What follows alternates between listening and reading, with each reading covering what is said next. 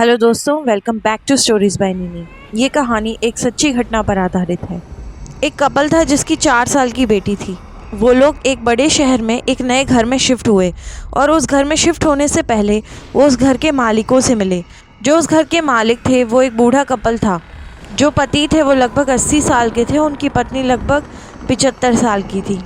दोनों के बच्चे बाहर रहते थे और इसी तरह की प्रॉपर्टी वो रेंट पर देकर अपना गुजारा चलाते थे। खैर, उनसे मिलकर वो तीनों बहुत ही ज़्यादा खुश हुए और अपने नए घर में शिफ्ट हो गए। उनका नया घर काफ़ी अच्छा था और सब कुछ बिल्कुल ठीक चल रहा था। लेकिन अचानक एक दिन उनकी बेटी बोली कि पापा, मैंने जो मकान मालिक आंटी थी ना, उनको अपने कमरे में देखा। ये सुनकर उसके पापा चौंक गए। वो बोले, ऐसा नहीं हो सकता बेटा, तुमने शायद कोई सपना देखा होगा।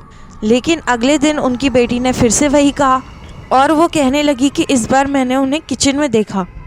बच्ची के पिता ने उससे पूछा, क्या तुम्हें पक्का विश्वास है कि क्या ये मकान मालकिन ही थी? तो बच्ची बोली, हाँ पापा, मुझे पक्का भरोसा है, ये वही थी और वो मुझे देखकर मुस्कुरा रही थी। इसके बाद भी वो मकान मालकिन उस लड़की को अपनी खिड़की के बाहर दिखती रही। तब बच्ची के मम्मी पापा ने समझाया कि हो सकता है कि मकान मालकिन को उस घर की याद आ रही हो, इसलिए वो वहाँ खिड़की के बाहर आकर उस घर को देखती हो।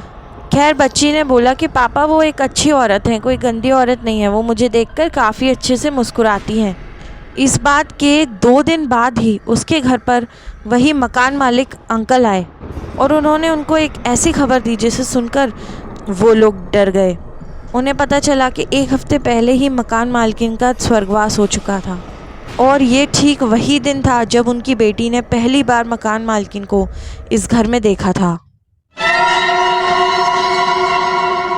तो ये थी आज की हॉरर स्टोरी।